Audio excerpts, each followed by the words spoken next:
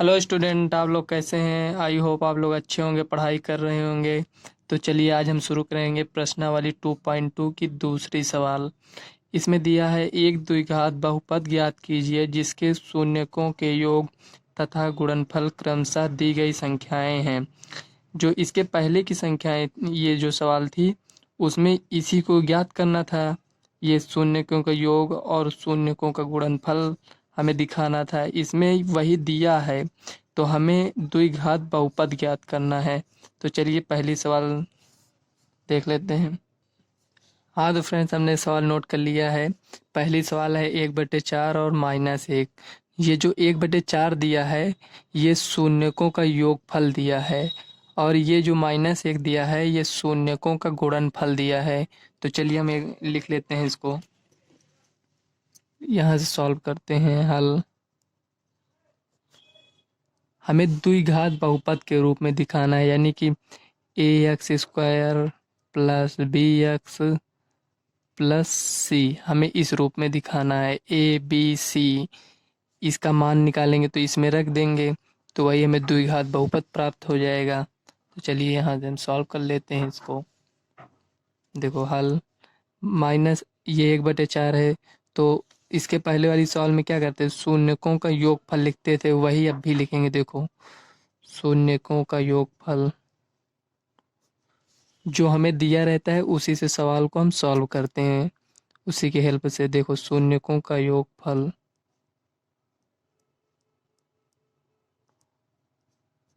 बराबर क्या होता है, -b/a। यहाँ क्या लिखते थे, अल्फा प्लस बीटा बराबर -b/a। ठीक। तो देखो शून्यकों का योगफल ये दिया है ना, तो यानी इसका मान हमें दिया है, ये दिया है, तो इसी को हम लिख लेंगे। तो -b/a बराबर 1/4। शून्यकों का योगफल ये दिया है, इसी के हेल्प से हम इसका मान निकालेंगे, तो इसको हम समीकरण 1 मान लेते हैं। और अब शून्यकों का गुणनफल, शून्यकों का गुणनफल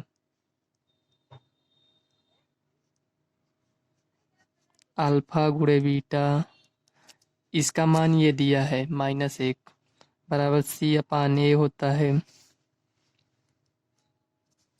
तो देखो इसका मान -1 रख देंगे बराबर c/a।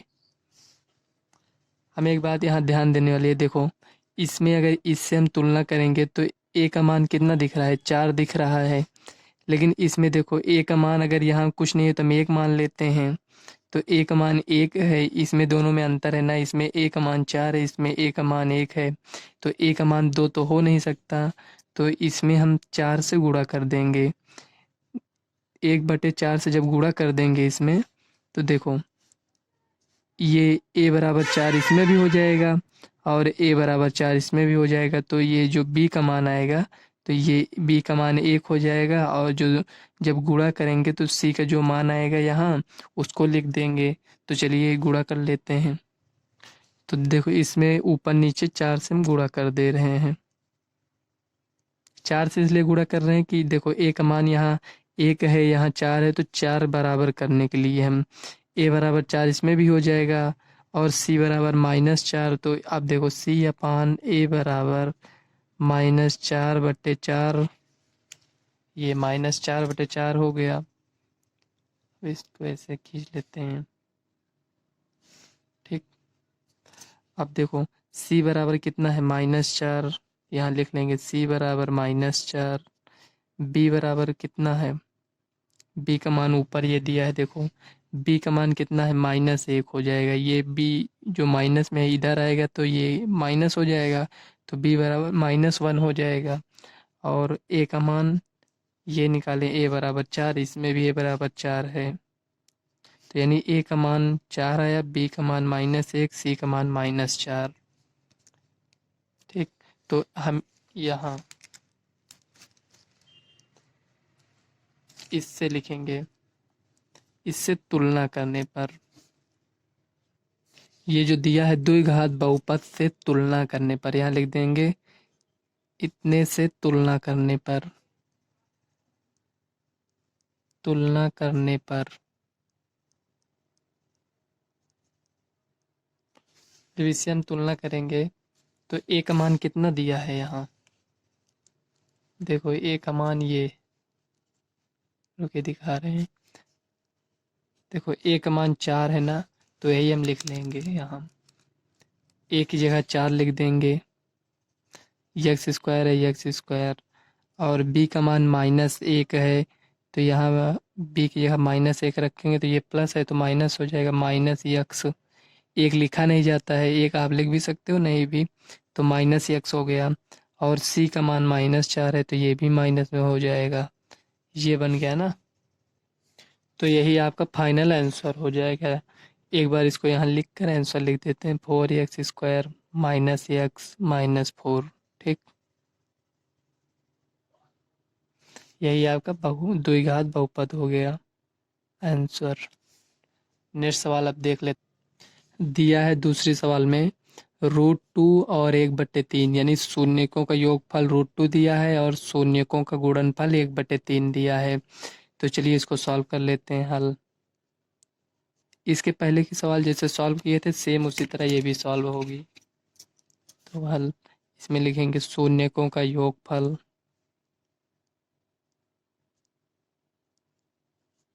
शून्यकों का योगफल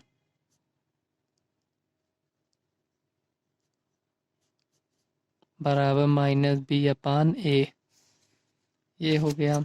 शून्यकों का योगफल कितना होता है, अल्फा प्लस बीटा बराबर -b/a हो गया। और शून्यकों का योगफल क्वेश्चन में कह रहा था दिया है, ये दिया है √2, तो यहाँ लिख लेंगे √2 बराबर -b/a, ये हो गया। और अब देखो ये समीकरण 1 इसको ऐसे मान लेते हैं तब तक के लिए, और शून्यकों का गुणनफल शून्यकों का गुणनफल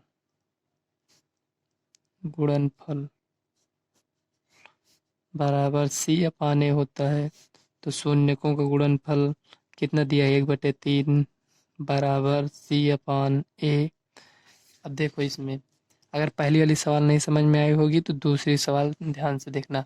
देखो c बराबर यहाँ 1 है और यहाँ a बराबर देखो ये 3 है ना, और इसमें समीकरण 1 जो माने हैं इसमें a बराबर कितना है, 1 है। तो अगर इसमें हम 3 से गुणा कर दें तो इसमें भी 3 हो जाएगा, यहाँ मतलब बटे में 3 हो जाएगा और यहाँ भी 3 हो जाएगा। तो हम तुलना कर देंगे तो इसमें यहाँ लिख देते हैं ये वाला जो यहाँ लिखा है, यहाँ चलो यहीं पर लिख देते हैं, यहाँ हम 3 से ऊपर नीचे दोनों में गुणा कर देते हैं।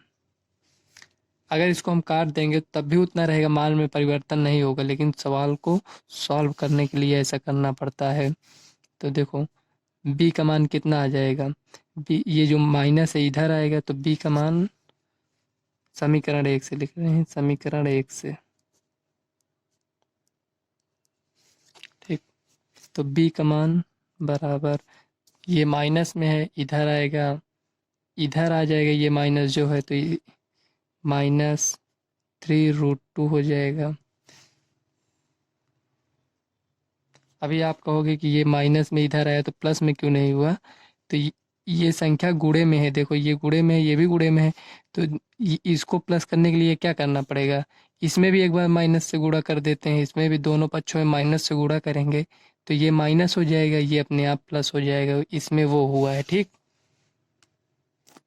और देखो b का मान ये आ गया और a का मान देखो यहाँ भी बटे में 3 है, यहाँ भी बटे में 3 है, तो a बराबर 3 और c बराबर 1 हो जाएगा, ये c का मान 1 हो जाएगा। तो ये हमको a b c का मान यही निकालना था, तो ये निकल आया है।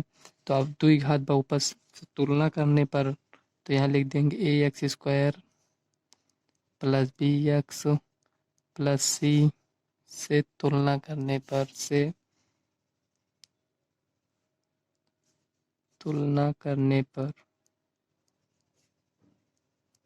a का मान देखो 3 दिया है, 3 लिख देते हैं, b का मान -3√2 यक्स और सी का मान कितना है, 1 है, प्लस 1। यही आपका आंसर हो जाएगा। यहाँ लिख देते हैं आंसर। देख लेते हैं नेक्स्ट सवाल, थर्ड नंबर की सवाल। थर्ड नंबर की सवाल में दिया है 0 और √5, यानी ये शून्यकों के योगफल ये दिया है और शून्यकों का गुणनफल ये दिया है।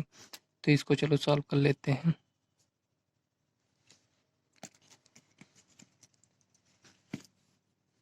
हल, शून्यकों का योगफल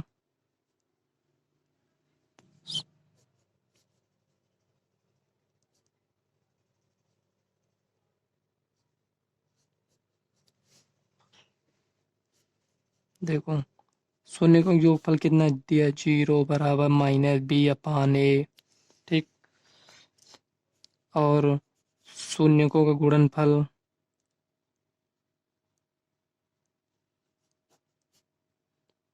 का गुणनफल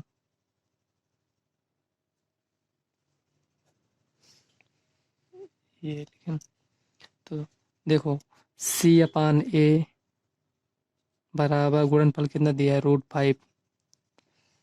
देखो अब यहाँ समझते हैं। यहाँ 0 की जगह हम 1 मान लेते हैं। ठीक, यहाँ कुछ नहीं है, इसके में 1 मान लेते हैं। देखो a का मान कितना है, 0, 1 है ना a का मान, और इसमें भी a का मान 1 है। तो इसमें हमें अलग से कुछ नहीं करना पड़ेगा, ना गुणा करना पड़ेगा ना भाग।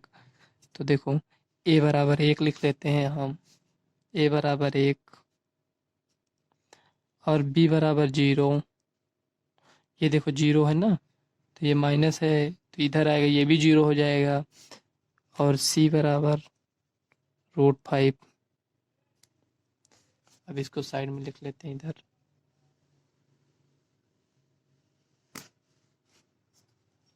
यहाँ लिख लेते हैं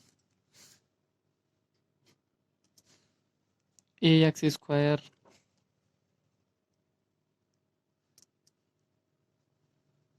प्लस bx प्लस c से तुलना करने पर